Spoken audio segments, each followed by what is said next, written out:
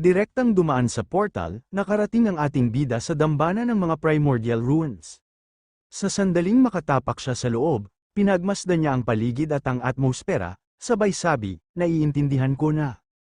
Ang Diyos ng katwiran ay malamang na nakapasok na sa Origin Secret Realm noon, kaya naman nakalikha siya ng katulad na Soul Secret Realm. Pagkatapos, nang mapansin ang isang maliit na kabong kahoy sa kanyang harapan, naglakad patungo rito ang ating bida, habang pinagmamasdan ang istruktura nito at nararamdaman ang sinaunang aura sa kanyang paligid. Bumulong siya, ang lugar na ito ay puno ng sinaunang enerhiya. Pagkapasok niya sa kubo, nakita niya ang isang bakas ng palad na nakaukit sa isang bato sa gitna. Nang mapansin ito, bahagya siyang nalito at tinitigan ito. Napagtantong isa itong palm imprint, matagal niya itong pinagmasdan, at sa sandaling itinalpak niya ang kanyang sariling palad dito, isang gintong enerhiya ang bumulwak mula sa bato at nagsimulang pabalutin siya. Pagkakita sa enerhiyang bumabalot sa kanya, nagulat ang ating bida at sinabing, ito ang kapangyarihan ng mga batas, ang enerhiya ay tuluyang bumalot sa ating bida at bigla siyang i-transport sa isang hindi malamang espasyo. Pagkarating doon, lumingon siya sa paligid ng may pag-iingat at nagtanong, saan ako dinala ng bakas ng palad na yon?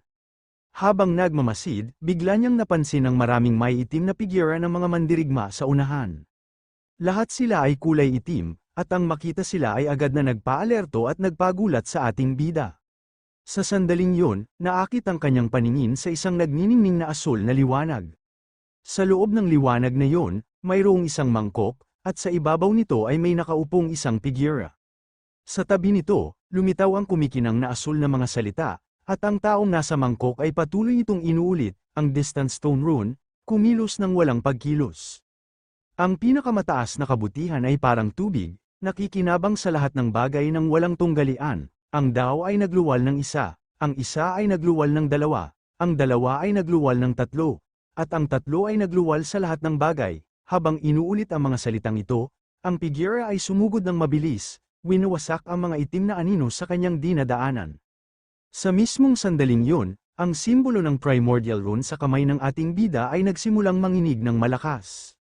Pagkakita rito, nagulat ang ating bida at sinabi, ang primordial rune ko, nagre-react ito. Nakulong sa hindi malamang espasyong ito, ipinagpatuloy niya ang pagmamasid sa lahat, biglang may gintong liwanag na tumama sa kanya. At sa sandaling mahawakan siya nito, ang kanyang level ay tumaas ng 2 beses sa isang iglap, ramdam ang dambuhalang lakas na dumadaloy sa kanya at napagtantong nag-level up siya ng 2 beses ng sabay, bulalas ng ating bida sa gulat, anong dambuhalang kapangyarihan, nagawa akong i-level up ng 2 beses agad-agad. Eksakto namang lumitaw ang isang system notification sa harap niya, ipinapakita ang kanyang pangalang Linmoyo at ang kanyang kasalukuyang level, na umabot na sa 74. Ang kanyang strength, agility, spirit, at constitution stats ay pawang makikita na, habang namamangha pa ang ating bida sa enerhiyang nararamdaman, ang lahat ng mga itim na anino ay biglang sumugod patungo sa kanya at nagsimulang palibutan siya mula sa lahat ng direksyon. Pagkakita rito, nagulat na sinabi ng ating bida, lahat sila ay papunta sa akin. Tiningnan niya ang mga ito at sinubukang i-activate ang kanyang summon skill, ngunit mabilis niyang na-realize na hindi gagana ang kanyang mga abilidad dito. Agad siyang kumuha ng posisyong panlaban at sinabing, dito, ang aking mga summoning skills ay selyado, mukhang kailangan kong umasa sa sarili kong lakas para makapasa sa pagsubok na ito.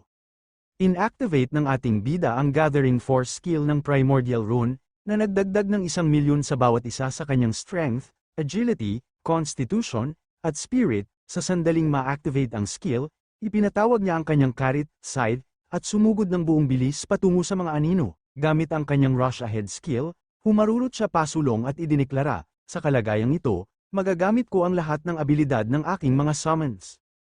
Pagkarating niya sa mga anino, tinamaan niya ang isa sa mga ito sa isang mabilis na atake at nalampasan ito. Huminto siya sa maikling distansya, lumingon sa mga anino at kumpiyansang sinabi, isa-isahin natin sila. Pagkatapos magsalita, itinaas ng ating bida ang kanyang karit at ginamit ang Violent Blast skill. Sumugod siya sa isa pang anino at hinampas ito ng kanyang karit, ang mandirigmang anino, pagkakita sa paparating na atake, ay sinubukang harangin ito, ngunit sa sandaling tumama ang hampas, agad itong nawasak. Pagkatapos noon, humarap ang ating bida sa mga natitirang anino at ini-activate ang Elemental Riot skill, sa sandaling mabuo ang skill, pinakawalan niya ito patungo sa kanila, pagtama nito sa mga anino, sumabog ito ng napakalakas, sa loob ng ilang sandali, bawat aninong nakapalibot sa ating bida ay tuluyang naubos. Matapos silang wasakin lahat, naging seryoso ang ating bida at sinabing, ang pagsubok sa Origin Secret Realm ay hindi pwedeng ganito lang ka-simple. Kung hindi, hindi sana nabigo si Senior Tang Sheng, siguradong magkakaroon ng ikalawang bugso, at ikatlong bugso ng mga halimaw. Eksakto namang muling lumitaw ang hindi mabilang na mga mandirigmang anino sa kanyang harapan, marami sa kanila ay nakasakay sa mga kabayo, hawak ang malalaking espada at sibat, at nakapormasyon. Pagkakita sa kanila, sinabi ng ating bida, narito na sila. Sa sumunod na sandali, sabay-sabay na sumugod ang lahat ng mga anino patungo sa ating bida ng buong bilis. Ang paraan ng kanilang pag-atake ay katulad ng ginamit ng ating bida kanina. Nagulat ang ating bida at sinabi, ang mga ito, ginagamit nila ang parehong Russian skill na ginamit ko lang. Isang anino ang lumapit at sinubukang saktan siya, ngunit itinaas ng ating bida ang kanyang karit, sinangga ang atake, at agad na gumanti, sabay sabi, mabuti, mukhang isang skill lang ang natutunan nila, mas mapapadali ang lahat. Pagkatapos, gamit ang God-slaying skill, sumugod ang ating bida at nagsimulang itumba ang mga dumarating na mandirigmang anino ng sunod-sunod. Paulit-ulit niyang ginamit ang God-slaying skill hanggang sa maubos ang mga aninong sumusugod sa kanya. Habang lumalaban, bumubulong siya sa sarili.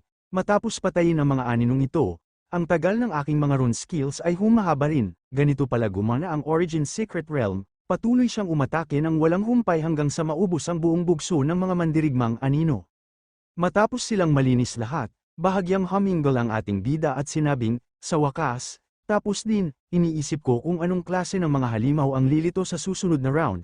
Sa sandaling iyon, muling nabuo ang mga anino, lumilikha ng mga bagong mandirigma. Habang pinapanood silang lumitaw, sinabi ng ating bida, darating na naman sila.